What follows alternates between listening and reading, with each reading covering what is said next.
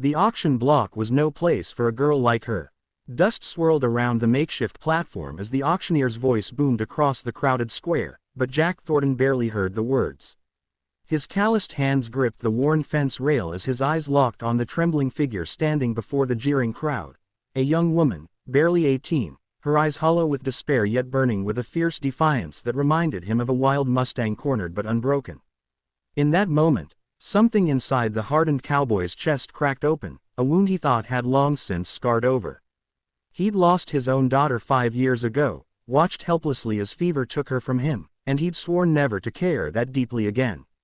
But standing there under the merciless Montana sun, watching this girl's stepmother count money with greedy fingers while the crowd shouted their bids, Jack knew he couldn't walk away. He didn't know her name. He didn't know her story. He only knew that some things in this world were worth fighting for, even if it meant breaking every rule he'd set for himself. Jack's hand shot up, his bid cutting through the chaos like a knife. The auctioneer's gavel came down with a crack that echoed in the sudden silence, and just like that, Elena Vasquez became his responsibility. He'd paid more than he could afford, money meant for winter feed and fence repairs, but the look of relief that flickered across her dirt-streaked face made every dollar worth it. As he approached to claim her, her stepmother Carla sneered, "She's your problem now, cowboy. Useless girl can't cook, can't clean worth a damn. At least I got something out of the burden her father left me." Elena flinched at the words but said nothing, her eyes downcast as Jack gently took her arm and led her away from the platform. He could feel her trembling beneath his touch, every muscle in her body coiled tight with fear and uncertainty. The crowd dispersed, disappointed by the anticlimactic end to their entertainment, but Jack paid them no mind. He guided Elena to his weathered pickup truck, its blue paint faded by years of prairie sun and harsh winters. The drive to his ranch stretched for 30 miles through rolling grasslands dotted with sage and wild lupine. Elena sat pressed against the passenger door, as far from him as possible, her eyes fixed on the passing landscape. Jack tried to find words to break the suffocating silence, but everything that came to mind sounded hollow or worse, patronizing. Finally, as they turned onto the dirt road leading to his property, he spoke. "I'm not going to hurt you," he said quietly, his voice rough from disuse. He spent most of his days alone with his horses and cattle, and conversation didn't come easy anymore. "You'll have your own room, your own space. I couldn't let that happen to you."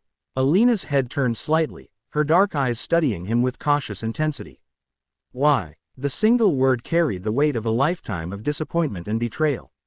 Jack's hands tightened on the steering wheel. "Because my daughter would be about your age now if she'd lived.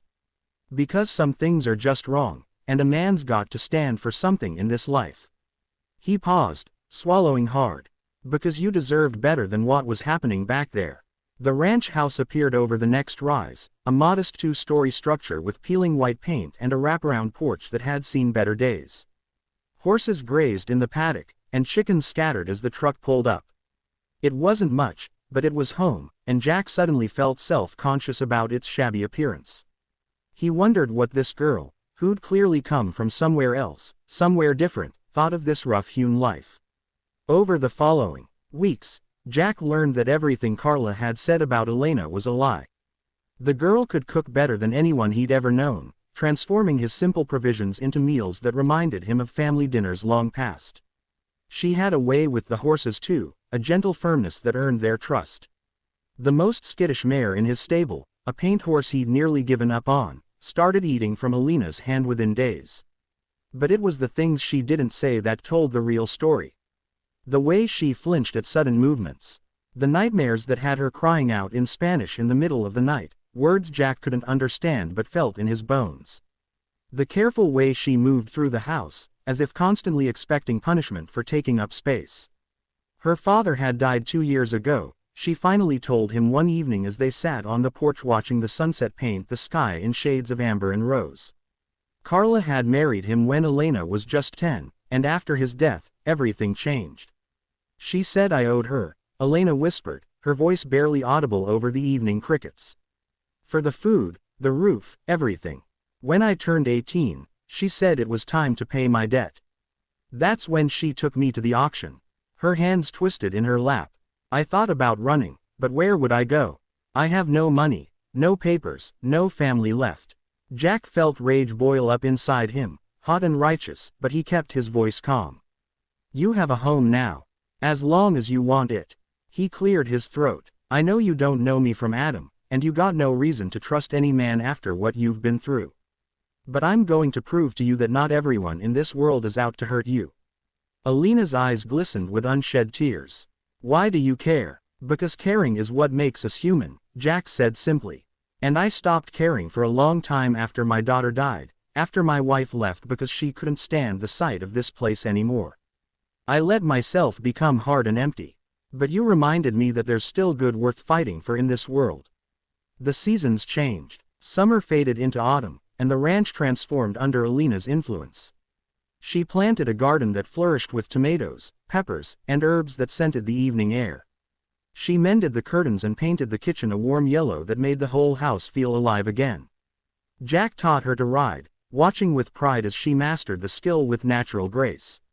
Together they worked the cattle, repaired fences, and prepared for the harsh Montana winter. But the past wasn't ready to release its grip.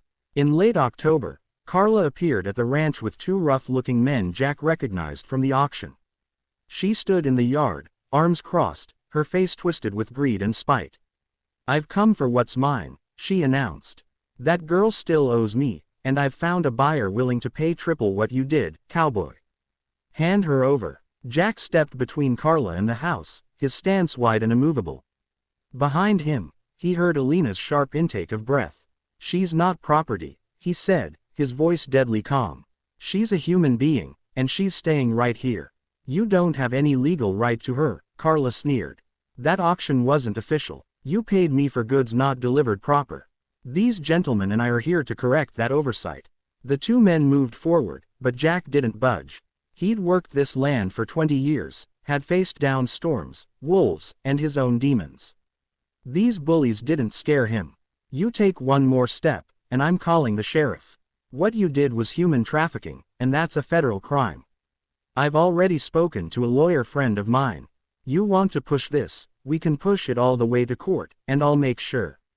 Everyone knows exactly what you did. Carla's confident expression wavered. You're bluffing. Try me. Jack pulled out his phone, thumb hovering over the dial button. Sheriff Paulson is a good friend. He's been wanting to talk to you about some complaints from other families in town. Seems you've pulled this stunt before, just never got caught. Until now. The standoff stretched for long, tense moments. Then one of the men shifted uncomfortably. Carla, if there's law involved, I'm out.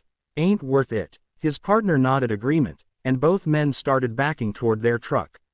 Carla's face contorted with rage, but she was beaten and knew it. This isn't over, she spat before storming away, engine roaring as they disappeared down the road in a cloud of dust. Jack's hands were shaking when he turned around. Elena stood on the porch, tears streaming down her face, but for the first time since he'd known her, she was smiling. She ran down the steps and threw her arms around him, and Jack hugged her back, this girl who'd become like a daughter to him, who'd brought light back into his dark world. Thank you, she sobbed against his shoulder. Thank you for seeing me as a person. For treating me with dignity. For being the father I lost. Thank you, Jack replied, his own voice thick with emotion, for reminding me what it means to be human again. Winter came hard that year, but the ranch house stayed warm. Elena enrolled in online classes, working toward her GED with fierce determination. Jack helped her study in the evenings, and they talked about her dreams, college someday, maybe becoming a veterinarian. He set up a proper legal guardianship with his lawyer, ensuring she had protection and a future. On Christmas morning, Jack found an envelope under the small tree Elena had insisted they decorate. Inside was a card with just 3 words in her careful handwriting, "You saved me." But beneath it, she'd added, "And I think maybe I saved you too." Jack folded the card carefully, pressing it against his chest. She was right. They'd saved each other. In a world that often seemed bent on breaking people down, they'd found something precious. The reminder that kindness wasn't weakness, that one person could make a difference, and that family wasn't always about blood. Sometimes it was about choice, about seeing someone's worth when others saw only dollar signs, about standing up when it was easier to walk away. As snow fell softly outside and the fire crackled in the hearth, Jack watched Elena laughing as she tried to teach him to make tamales, flour dusting her nose, joy radiating from her in waves. This, he thought, was what his daughter would have wanted, for him to keep living, keep caring, keep being human. The ranch hadn't just gained a worker or a ward. It had gained heart. And Jack Thornton, the lonely cowboy who thought he'd lost everything worth having, discovered he still had the capacity to love, to protect, and to make the world a little bit better, one act of decency at a time.